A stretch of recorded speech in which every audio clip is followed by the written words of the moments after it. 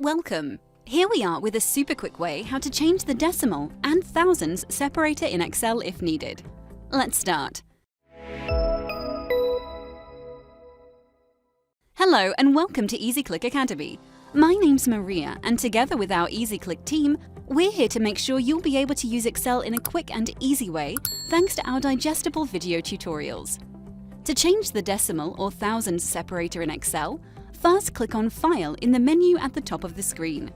Then go to Options, here at the bottom on the left. You'll see a window where you click on Advanced. Then, under Editing Options, look for the section Use System Separators. Here you can specify what separators you want to use. We're going to change the decimal separator and use the comma instead of the period. So we'll simply rewrite this period and type in a comma. For the thousands separator, we're going to use the period and we'll do this in the same way. Now, just confirm with OK, and that's it. The separators have been changed just as we needed. If you found this tutorial helpful, give us a like and watch other video tutorials by EasyClick Academy. Learn how to use Excel in a quick and easy way. Is this your first time on EasyClick? We'll be more than happy to welcome you in our online community.